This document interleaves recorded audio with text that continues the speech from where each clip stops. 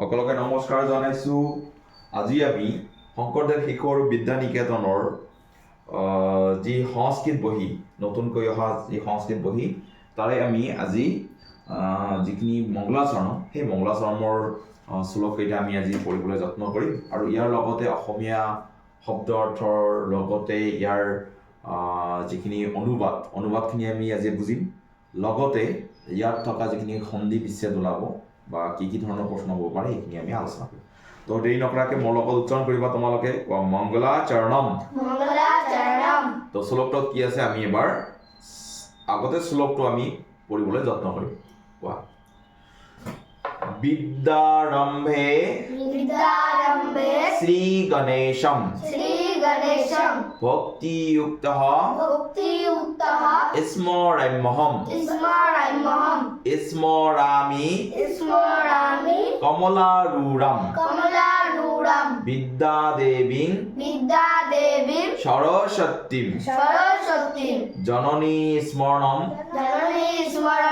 কৃত্বা স্মৃত্বা তাতং তথৈব চ আচাৰ্য চৰণৌ স্পৃष्ट्वा বিদ্যাৰম্ভম কৰ্মহম।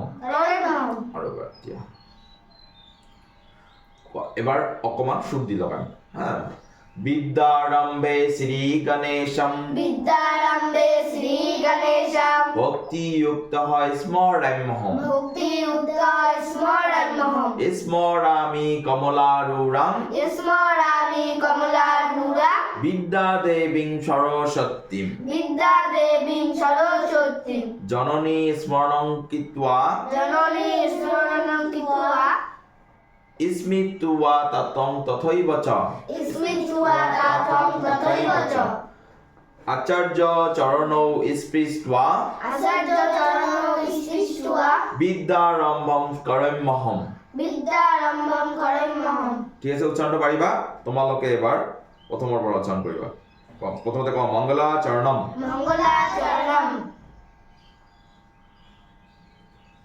তোমালোকে নিজে নিজে উচ্চাৰণ কৰিবা।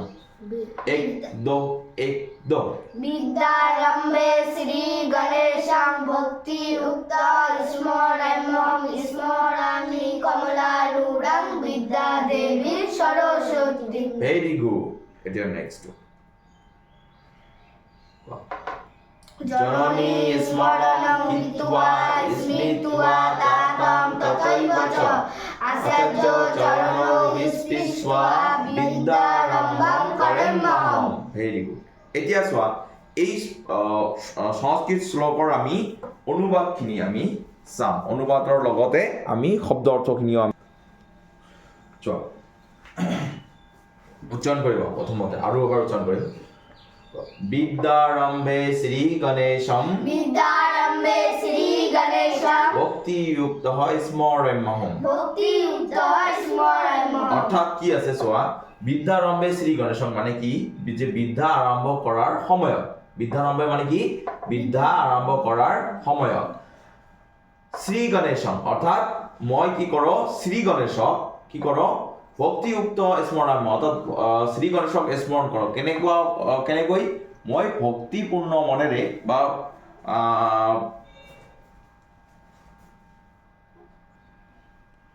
তো ভক্তিপূৰ্ণভাৱে বা ভক্তিযুক্ত মনেৰে মই কি কৰো, শ্ৰী গণেশক স্মৰণ কৰক। ঠিক আছে, বুজি পাইছা?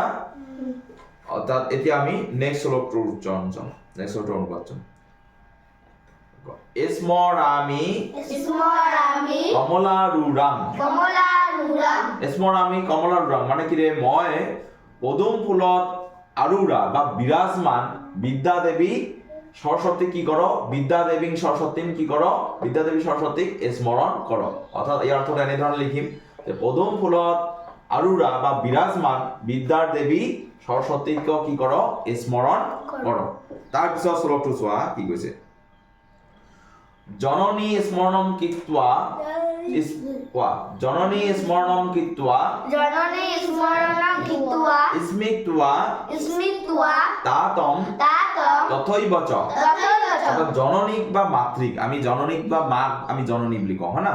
তো জননী বা মাতৃক কি কৰ স্মৰণ কৰি আৰু সেইদৰে দেউতাকক বা পিতৃক কি কৰ স্মৰণ কৰ তাতম মানে কি রে দেউতা বা পিতৃ ঠিক আছে তাতম মানে দেউতা বা পিতৃ তাও ঠিক তথই বচ অর্থাৎ সেই দৰে বা তেনেদৰে দুটাই শুদ্ধ ঠিক আছে তাৰপিছত চোৱা ইয়াত কৈছে আচার্য চরণ স্পৃষ্ট অর্থাৎ কিরে বিদ্যা আরম্ভ করে মহাবিঘ্নি হল গল আচার্য চরণ স্পৃষ্ট অর্থাৎ আচার্যর চরণ যুগল স্পর্শ করি স্পৃষ্ট মানে কিরে স্পর্শ করি মই কি করো বিদ্যা আরম্ভ করে মহম অর্থাৎ মই বিদ্যা আরম্ভ করো অর্থাৎ আচার্যর চরণ যুগল স্পর্শ করি মই বিদ্যা আরম্ভ বা বিদ্যা আরম্ভ করার পাই এইটো একেলগে আমি বিদ্যা আরম্ভ বুলি কওঁ কি করো করো বুঝি পাইছা এতিয়া এইটো পাঠৰ সন্ধি বিচ্ছেদ কি কি হ'ব পাৰে আমি এইখিনি অকমান চাম সন্ধি বিচ্ছেদ যেনেকুৱা বিদ্যাৰম্ভে ঠিক আছে বিদ্যাৰম্ভে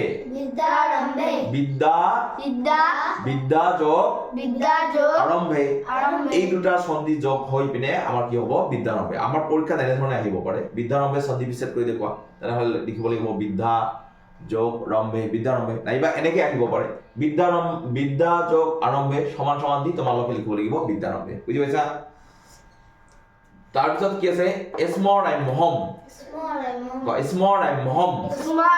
স্মৰামি যোগ অহম কি হৈ যাব স্মৰাম্যহম উচ্চাৰণ কৰা স্মৰামি যোগ অহম কি হৈ যাব স্মৰাম্যহম তাৰপিছত কোৱা কমলা রুডাং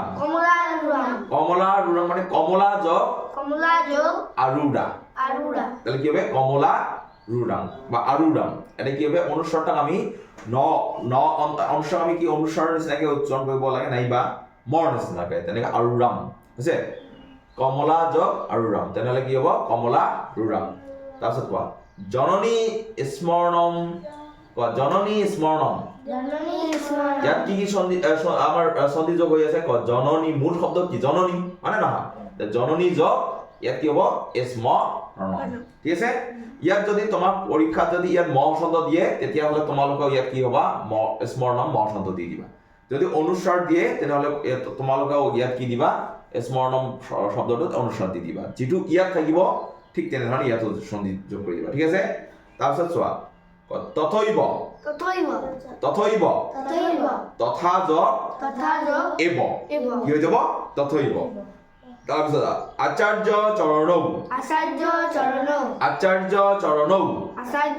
ইয়াৰ মূল শব্দ কি আচাৰ্য এটা আচাৰ্য যোগ কি হৈ যাব চৰণৌ তেনেহ'লে একেলগে সন্ধি যোগ হৈ কি হ'ব আচাৰ্য চৰণৌ তাৰপিছত কোৱা বিদ্যাৰম্ভম ইয়াত বিদ্যাৰম্ভম আছে নহয় ইয়াত তোমালোকৰ ময়ভ আৰু ম শব্দ দিব পাৰে যদি ম শব্দ দিয়ে আমি ইয়াত ম শব্দ দিম বিদ্যাৰম্ভম আৰু ইয়াত অনুস্বৰ দিছে তেনেহ'লে আমি ইয়াত অনুস্বৰ দিম ঠিক আছে বিদ্যাৰম্ভম অৰ্থাৎ বিদ্যা যোগ আৰম্ভম বিদ্যাৰম্ভম কৰম্যহম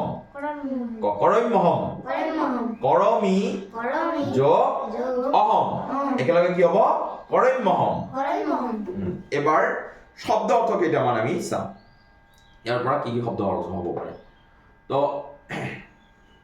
ইয়াত শব্দ অৰ্থ বিদ্যাৰম্ভে মানে কি ৰে বিদ্যা আৰম্ভ কৰতে বিদ্যাৰম্ভে মানে কি বিদ্যা আৰম্ভ কৰতে বা পঢ়া আৰম্ভ কৰাৰ সময়ত ঠিক আছে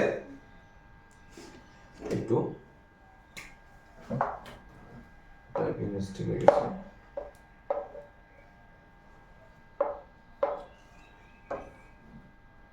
সংস্কৃত অসমীয়া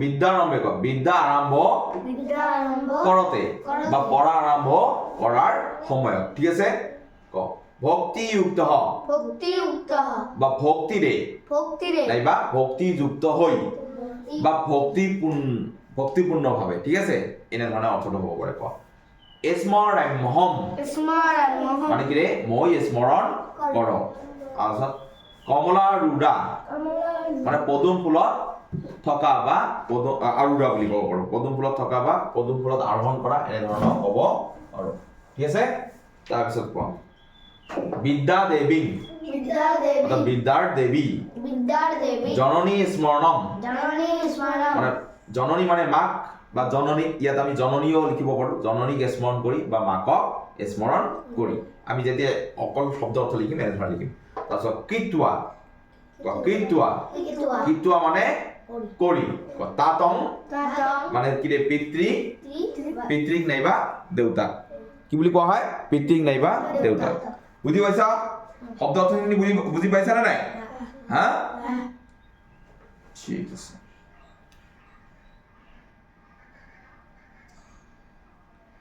তাৰপিছত কি আছে তথৈবচ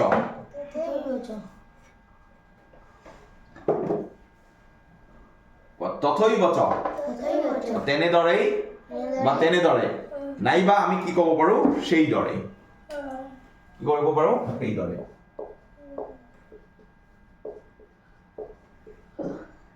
আমি কি কৰিব পাৰোঁ সেইদৰে তেনেদৰে বা সেইদৰে মই অসমীয়া অনুবাদত সেইদৰে লিখাই দিছোঁ আচাৰ্য চৰণ মানে কি ৰে আচাৰ্যৰ কি বা গুৰুজনৰ বা গুৰুৰ চৰণ আচাৰ্যৰ বা গুৰুজনৰ চৰণ তো আমি আচাৰ্যৰ চৰণ লিখি দিম এনেধৰণে আচাৰ্য নাইবা গুৰু লিখাইছোঁ মই লিখিব আচাৰ্যৰ চৰণ স্পৃষ্টুৱা স্পৰ্শ কৰি কৰিমহম মানে মই কৰোঁ ঠিক আছে এইখিনি অনুবাদ তো গতিকে আমি এতিয়া অনুবাদ সহকাৰে শব্দ অৰ্থখিনি উঠাম